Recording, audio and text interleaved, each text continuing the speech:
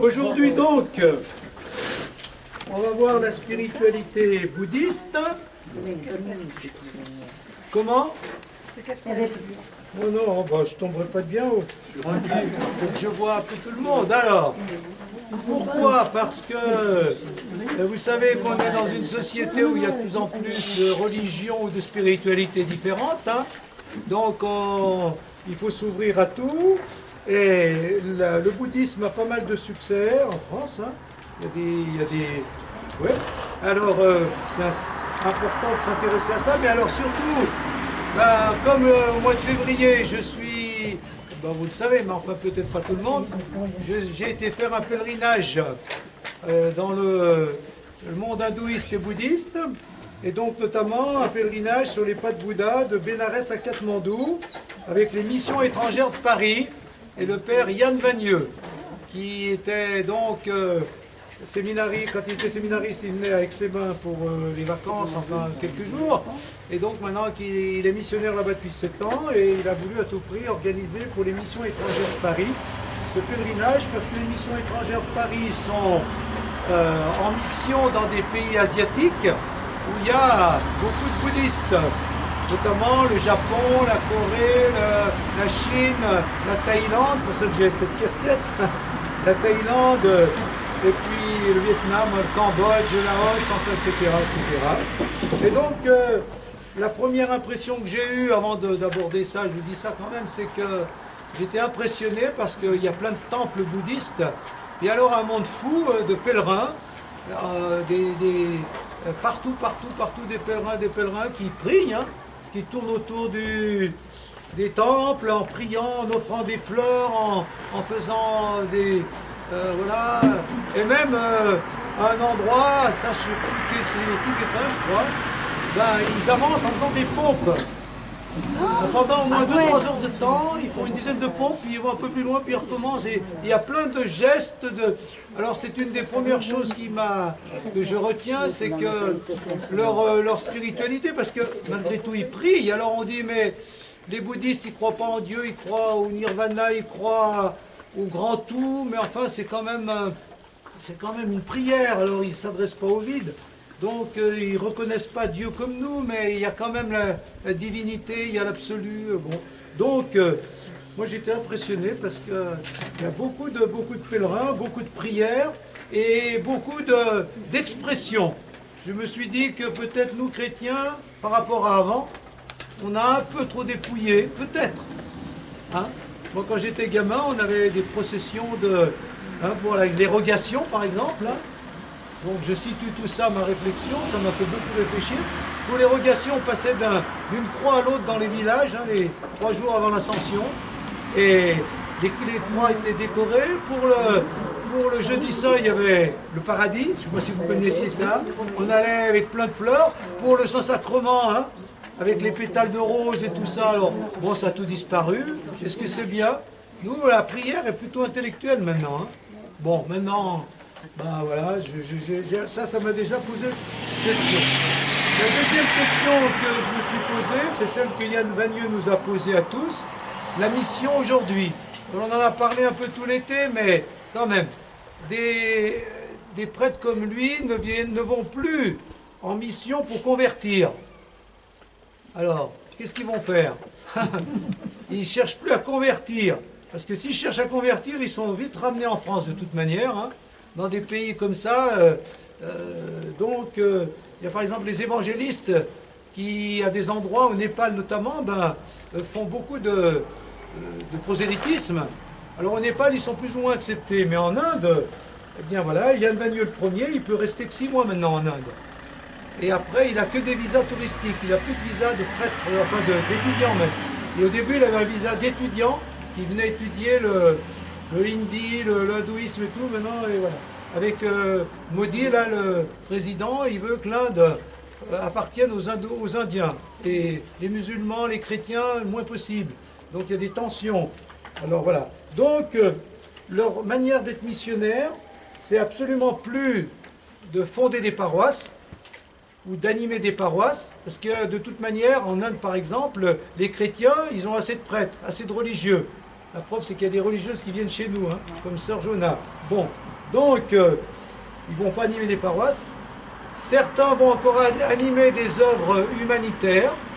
Par exemple, il y avait dans le pèlerinage, il y a un jeune prêtre des missions étrangères de Paris qui a 35-37 ans, là, qui est maintenant à Calcutta et qui est un peu responsable d'une grande œuvre où il y a des écoles, des hôpitaux. Donc c'est un peu comme les sœurs Mère Teresa, quoi. Leur manière d'annoncer l'évangile, c'est la charité, hein, notamment envers les plus pauvres. Mais les nouveaux missionnaires comme lui, ben, le maître mot, c'est l'amitié. Ils vont créer des relations d'amitié. C'est-à-dire, ils vont discuter, échanger. Et bienvenue tous les jours, il va avec les sikhs, avec les bouddhistes, avec les hindouistes, avec les musulmans. Il va même prier avec eux dans leur temple. Et puis, lui-même les invite chez lui, enfin certains. Et par exemple, à l'occasion de Noël, de Pâques, ils ont des célébrations où chacun prie avec sa spiritualité. Donc c'est le partage avec cette idée que, ça je l'ai entendu tout au long du pèlerinage, les intervenants insistaient là-dessus. Vous savez, le prologue de Saint Jean, hein, tout a été fait, le Verbe s'est fait chair, tout a été fait par lui, hein, par le Verbe c'est le Christ. Et donc, il nous disait, répétait ça, il y a des semences du Verbe, c'est-à-dire des marques du Créateur et du Fils de Dieu créateur chez tout homme. Donc, il faut d'abord repartir de cette marque de Dieu dans chaque homme, et cette marque, c'est surtout sa spiritualité. Donc, avant même de chercher à convertir, on va d'abord partager la spiritualité qu'il y a chez tout le monde. Vous voyez? Ça, c'est très important. Et donc, ça nous interroge, nous, parce que même des incroyants ont une certaine spiritualité. Ils s'accrochent à des valeurs, ils s'accrochent à quelque chose quand même. Ils donnent du sens à leur vie. Donc, il faut d'abord partir de ce qu'il y a en eux d'élévation, de spiritualité, discuter, échanger, et c'est en creusant chacun notre propre spiritualité qu'on avance. Et peut-être qu'un jour on se rejoindra, vous voyez, hein? Voilà. Plutôt que de dire je vais te convertir au christianisme, ben voilà, parle-moi de ta spiritualité, hindouiste, bouddhiste, moi je te parle de la mienne, et puis on essaie d'avancer ensemble. Donc c'est l'amitié, et on creuse notre propre spiritualité pour avancer ensemble. Donc c'est ce que j'ai retenu de ce pèlerinage. C'est une autre manière de voir la mission. Mais ça nous interroge, nous qui sommes maintenant dans une société multiculturelle, multireligieuse, ben c'est en partageant avec les uns et les autres, en discutant un peu en profondeur, avec des relations d'amitié qu'on peut avancer. Ça va comme ça, pour situer. Bon, est-ce que vous avez une autre question à me poser sur ce pèlerinage? Ah mais excusez-moi, j'ai pas le fascicule. Ah, il n'y a pas ça? Moi je l'ai pas. Eh bien vous le prendre. Merci. Voilà. Ah bah ça va aller mieux. Donc on y va pour Bouddha. René, simplement, peut-être un jour on se rejoindra. Ça semble une évidence. Comment?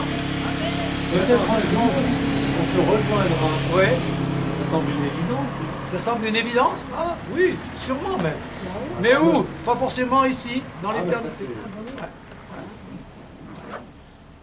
Donc en gros, ça, mais je crois que j'avais déjà dit les autres années, il ne faut pas réduire le Christ à Jésus de Nazareth. En gros, pour nous, il est déjà présent chez les hindouistes, chez les bouddhistes. Hein? Nous, il s'est incarné, mais en s'incarnant, à la limite, il s'est limité. Hein? Le Christ, Dieu et le Christ sont plus vastes que le christianisme. Voilà, hein? Ça c'est quand même important. Hein? Ils sont déjà d'une autre manière. D'accord. Nous, on a cet avantage, c'est qu'il y a un visage, il y a une histoire, il y a quelqu'un de concret. Donc, c'est plus facile pour aller vers Dieu de passer par quelqu'un de concret qui s'est fait homme. Nous, on a cet avantage, c'est notre chance, c'est notre bonne nouvelle. Mais il ne faut pas réduire le Christ à Jésus de Nazareth et au christianisme. Hein, voilà. Alors, on y va pour Bouddha. Donc, la biographie. Le Bouddha est né dans le bois Lumbini, près de la ville, bon, voilà, au Népal moderne, près de la frontière indienne. Son nom de naissance est Siddhartha Gautama. Même s'il a vécu pendant environ 80 ans, les dates de sa naissance et de sa mort ne sont pas établies avec certitude. Mais ça, c'est même pour nous, Moïse, Abraham, c'est à peu près, quoi. La plupart des historiens s'entendent cependant pour dire qu'il est né en 563 avant Jésus-Christ. Donc vous voyez que quand même, le bouddhisme est né bien avant Jésus. Hein. C'est quand même important. Donc ça veut dire que ces pays-là, ils baignaient déjà dans une spiritualité. Et la spiritualité dans laquelle Bouddha a baigné, c'est l'hindouisme. Vous savez, j'en ai parlé au début juillet pour ceux qui étaient là. L'hindouisme, par exemple, ils adorent encore plus ou moins des divinités. Hein, des divinités, comme le Gange, c'est une divinité. Et donc, mais l'hindouisme, si je veux déjà faire une différence grossière, tant pis, ça sera comme ça. L'hindouisme, c'est plutôt, il faut aller au fond de soi. Par la méditation, au fond de soi, il y a le soi avec le soi absolu. Donc au fond de nous-mêmes, si on traduit ça en termes chrétiens, au fond de moi-même, je ne me trouve pas seulement moi-même, je trouve Dieu en moi. Hein, en gros. Donc il faut aller au fond de soi. Et l'hindouisme, avec donc, comme on l'a vu avec Henri Le Sceau, le moine bénédictin et hindouiste, il nous avait dit, et ça je vous le répète à ceux qui étaient là, mais ceux qui étaient pas là, je le dis, lui il a découvert que même chez les moines, on allait moins au fond de soi que dans l'hindouisme. L'hindouisme va beaucoup plus, nous apprend à descendre beaucoup plus au fond de soi-même. Voilà. Donc lui il a retenu ça, que, oui, dans la Bible, on va moins au profond, on va moins au fond de soi, on apprend en tout cas moins à aller au fond de soi que dans l'hindouisme. Et je dirais que le bouddhisme, c'est plutôt aller au-delà de soi, en dessus de soi. Voilà, nirvana, je suis au-dessus de tout.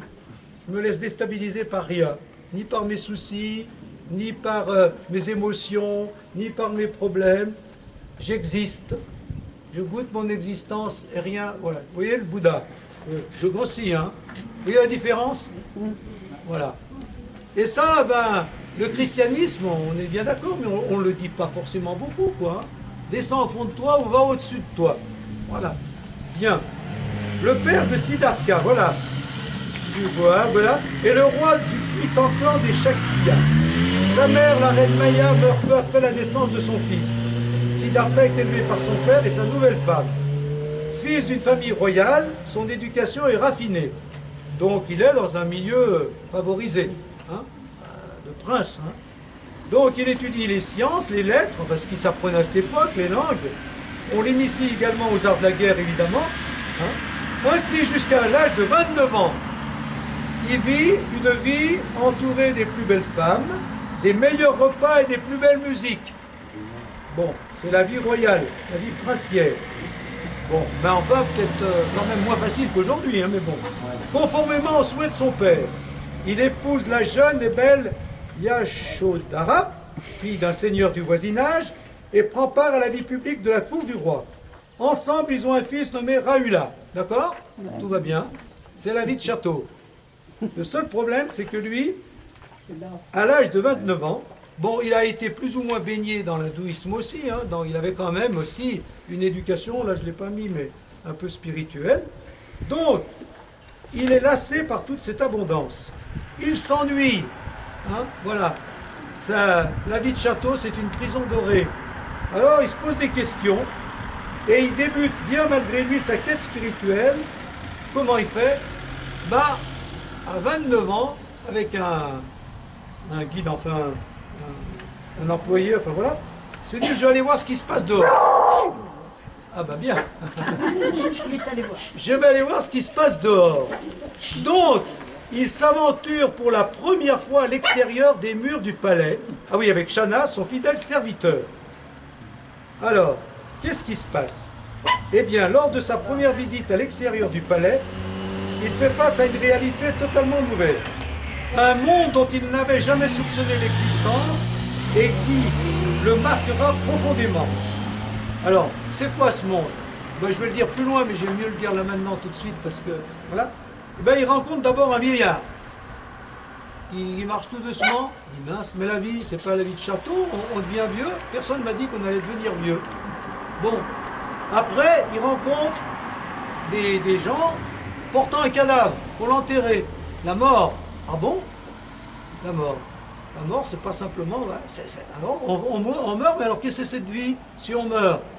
Après, il rencontre un malade. Un malade qui se fait soigner. Ah bon, il y a la maladie.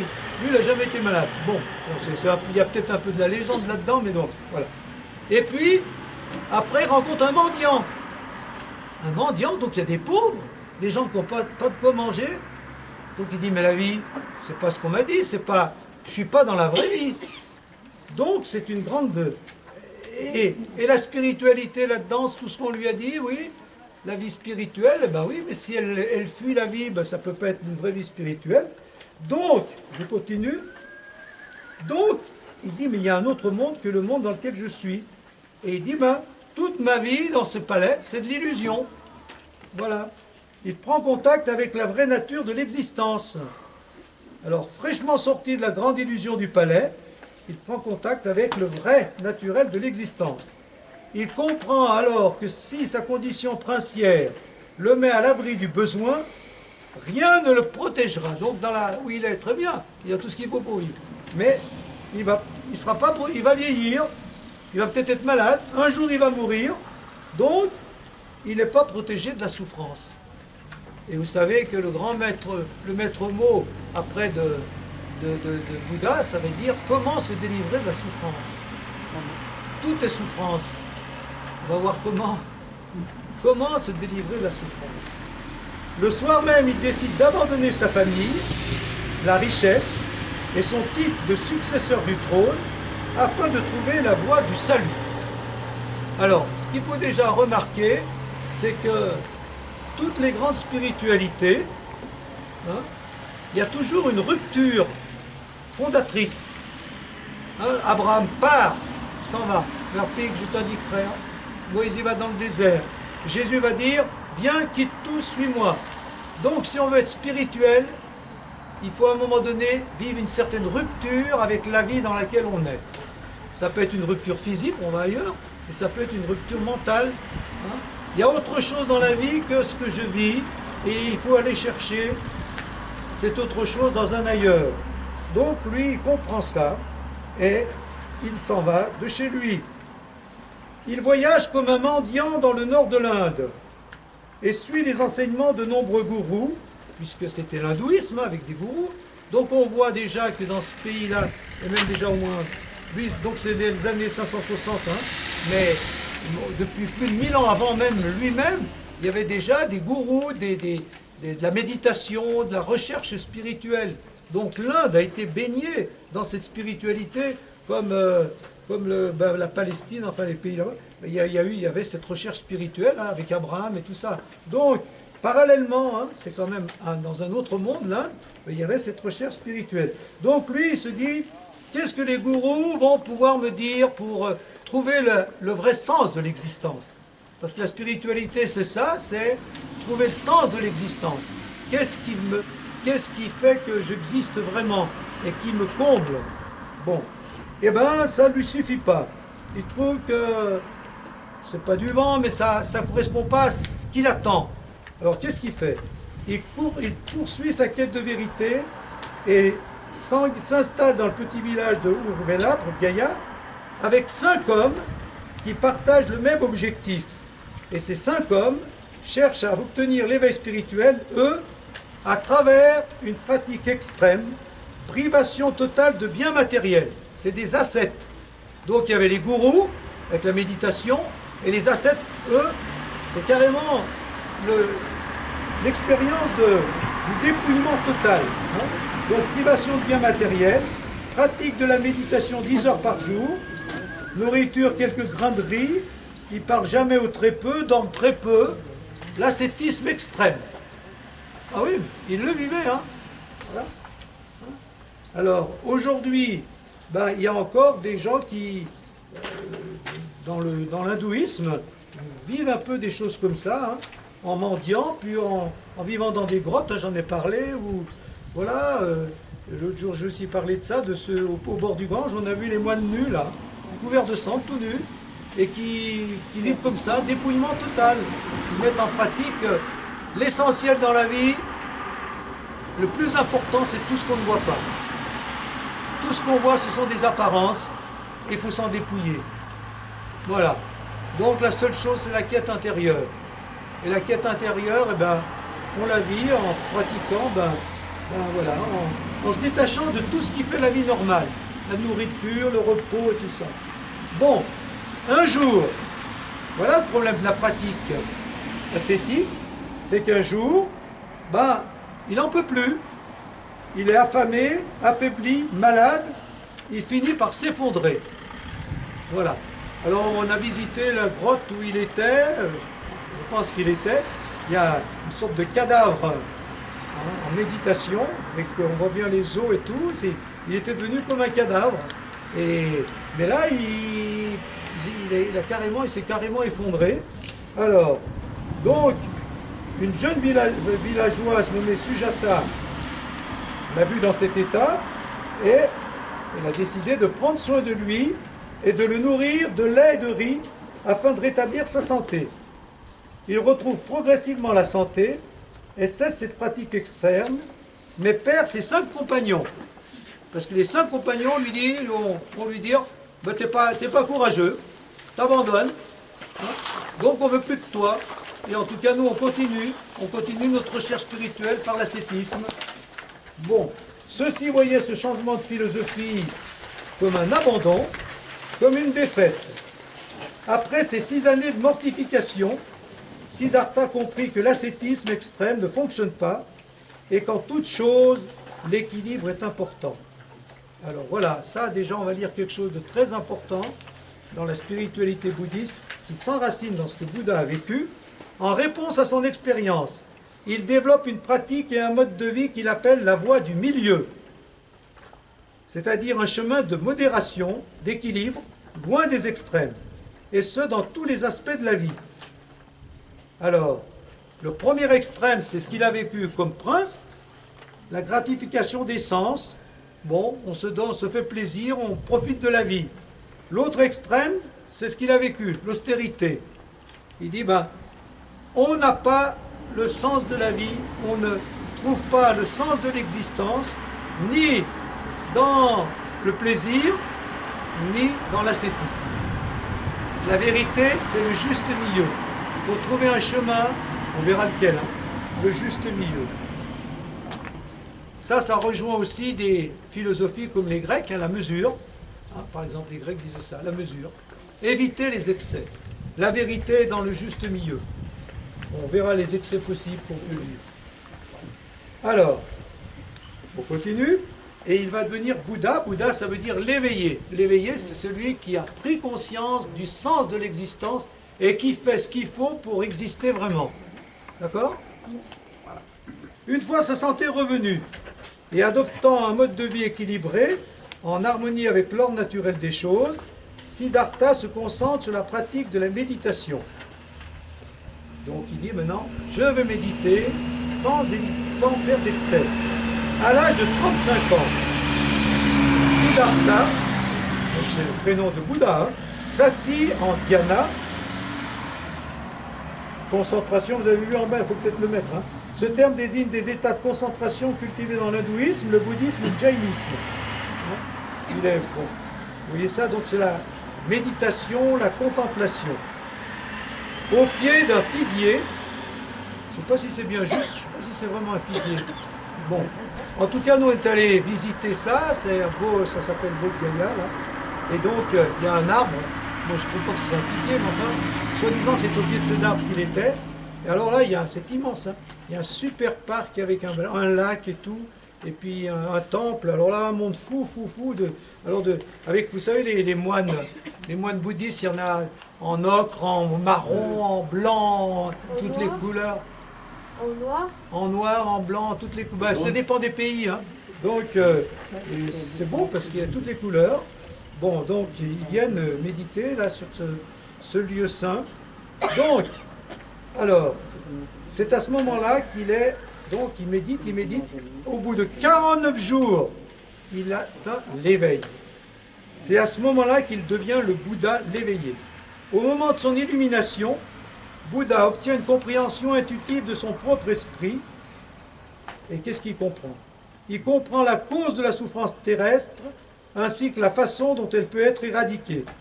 Donc on verra, il explicitera ça dans le sermon de Bénarès qu'on a derrière. Après avoir décidé, donc cet arbre où le Bouddha atteint l'illumination, situé à Bodh Gaya en Inde, est de nos jours connu sous le nom de l'arbre de la Bodhi ou l'arbre de l'éveil. Ça va, c'est clair? Bon.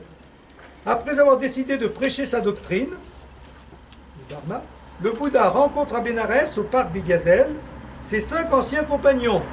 C'est là qu'ils continuaient leur pratique ascétique. Alors, au départ, ils ne veulent plus le voir, puis après, ils négocient, et il finit par leur dire, mais j'ai découvert autre chose, j'ai découvert la vérité. Alors, ils discutent, et il va faire le sermon de Bénarès, là, qui va expliciter ce qu'il a découvert. On va le lire dans un instant. Surpris par sa sagesse, sa sincérité et ses connaissances, ceux-ci ont décidé de suivre l'enseignement du Bouddha. Ils ont été ordonnés moines et ont formé la première communauté de moines bouddhistes appelée Sangha. D'accord? Donc ils forment assez vite une première communauté monastique. Donc ils vont de moines qui vont se consacrer à la méditation, mais avec l'expérience de Bouddha éveillé.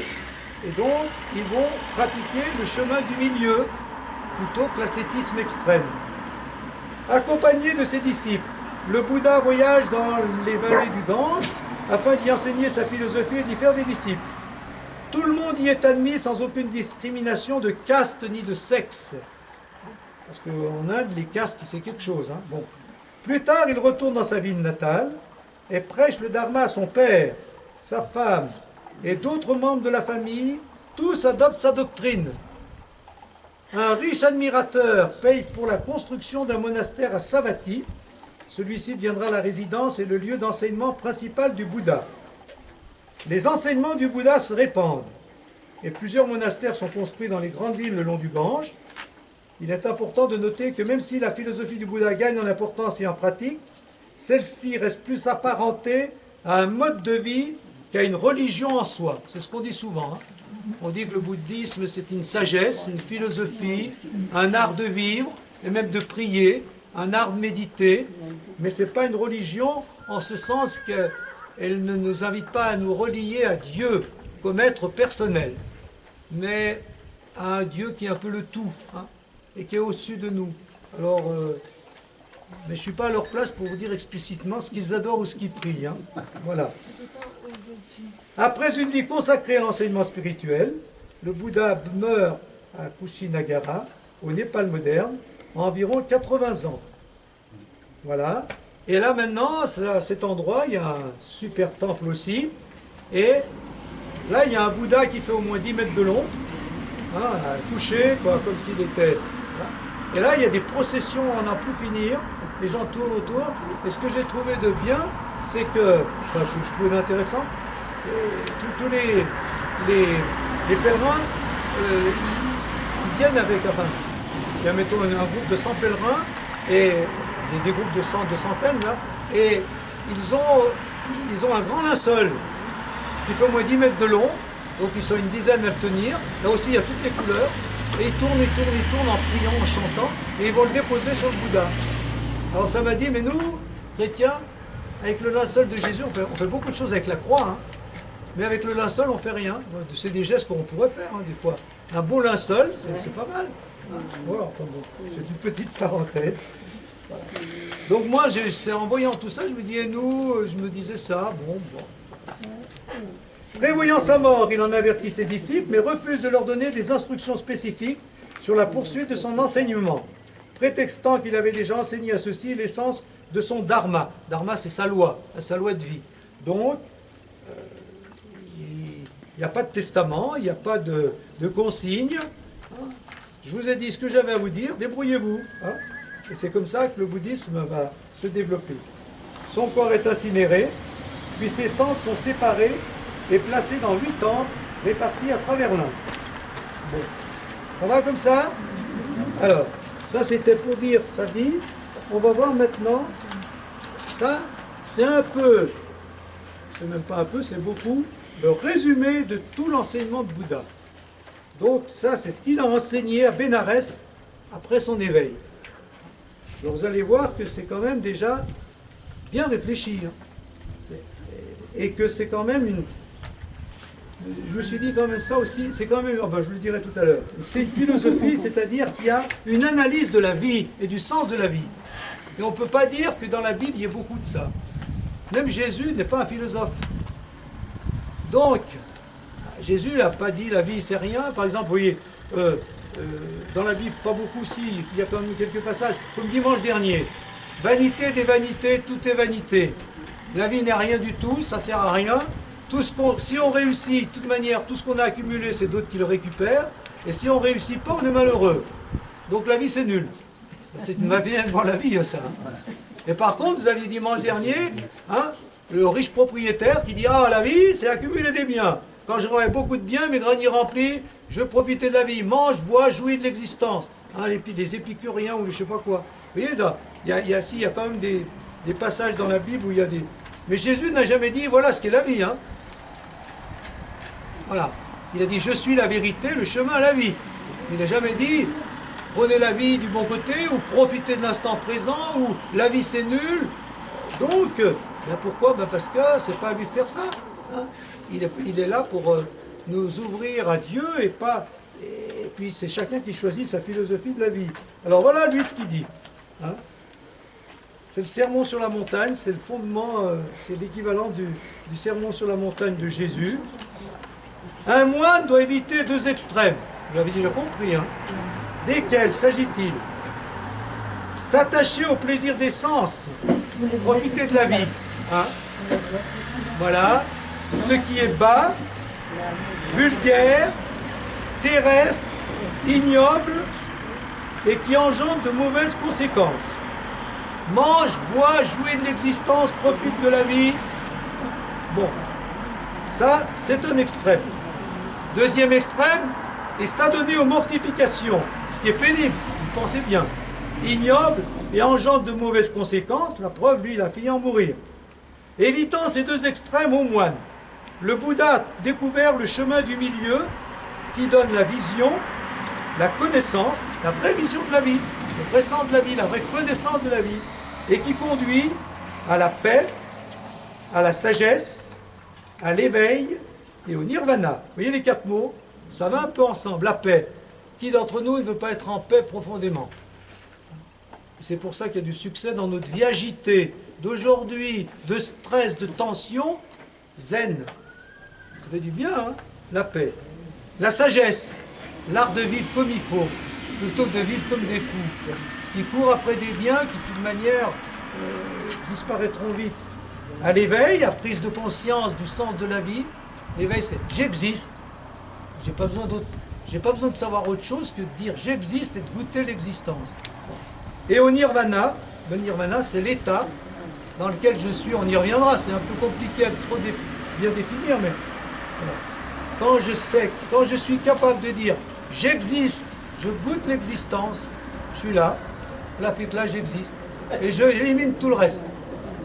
Toutes mes pensées, on le fera pendant tout à l'heure 5 minutes si on y arrive. Si on ne va pas y arriver, c'est trop vite. Et quel est au moins de ce chemin du milieu que le Bouddha a découvert et qui donne la vision et la connaissance et qui conduit à la paix, à la sagesse, au l'éveil, au nirvana? C'est le noble chemin octuple, le chemin du milieu. 8 choses, le chemin octuple. Et ça, on pourra le mettre en pratique autant les uns que les autres, parce que c'est pour nous ça. La compréhension juste, la pensée juste, la parole juste, l'action juste, le moyen d'existence juste, l'effort juste, l'attention juste et la concentration juste. Vous voyez, le mot important, c'est juste. Pourquoi? Parce que juste, ça veut dire faut.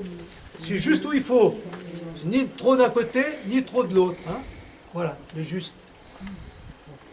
Alors, ceci au moins est le chemin du milieu que le Bouddha a découvert et qui donne la vision, bon, etc. Voici aux nobles, voici aux moines, la noble vérité sur la souffrance. La naissance est souffrance. La vieillesse est souffrance. La maladie est souffrance. La mort est souffrance. Être uni à ce que l'on n'aime pas est souffrance. Être séparé de ce que l'on aime est souffrance. Ne pas avoir ce que l'on désire est souffrance. Ça, c'est le plus important. Ne pas avoir ce que l'on désire est souffrance. En résumé, les 5 agrégats d'attachement sont souffrance. Les 5 agrégats, je ne vais pas trop en parler, c'est le corps, les sensations, l'émotion, l'esprit, l'intelligence, enfin bon, c'est ce qui nous constitue. Mais ça, voilà. Donc, voilà. Tout est souffrance. Alors vous allez réagir. Voici au moins la noble vérité sur la cause de la souffrance. C'est le désir.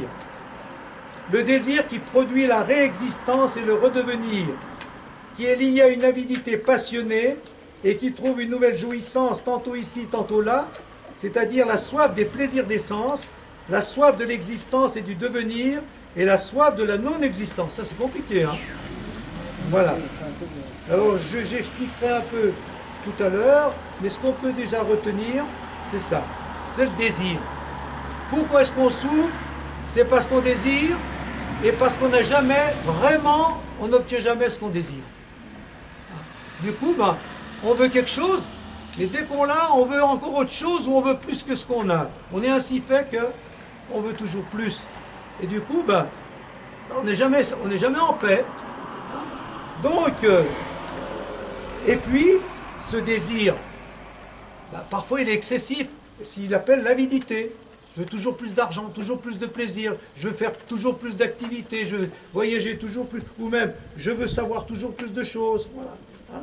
Donc, c'est ce qui nous tord hein, à l'intérieur, c'est ce qui nous... Voilà. Et lui, dans ce qu'il dit, hein, il y a quelque chose qu'il faut quand même expliquer, c'est qu'il était dans un monde où on croyait à la réincarnation, hein, l'hindouisme, hein, c'est-à-dire au redevenir, à la réexistence. Pourquoi? Parce que, bon, là aussi je schématise, je simplifie, c'est peut-être faux ce que je dis, mais quand on regarde la nature, c'est un cycle. Chaque année, il y a le printemps, chaque année, il y a l'été, chaque année, ça redevient.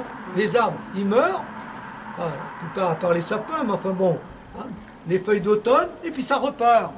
Et eux, ben, l'homme, il est comme ça. Hein. On voit la nature, c'est un cycle, ben, nous aussi.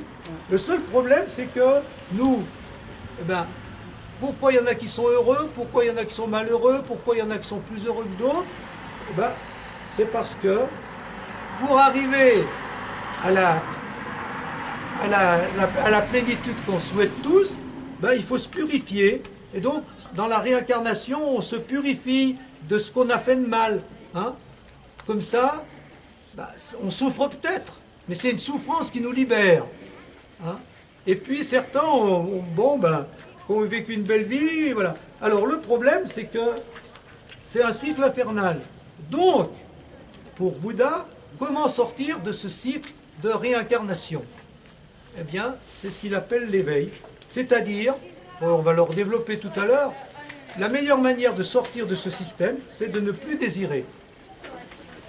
De faire mourir le désir en nous. Je me situe au-dessus de tout ce que je désire. J'existe et je ne désire plus rien. Je goûte l'existence. Et avec ça, eh bien, ça c'est la libération suprême. L'éveil c'est ça, c'est le nirvana. Me situer, j'arrive à m'élever au-dessus de tout désir humain pour goûter ce qu'il y a au-dessus et je reste dans cet au-dessus, vous voyez. Voilà. C'est-à-dire que, bon, je prends des images pour essayer de comprendre, moi je vous dis ce que j'ai essayé de comprendre, c'est peut-être pas tout à fait juste, mais voilà.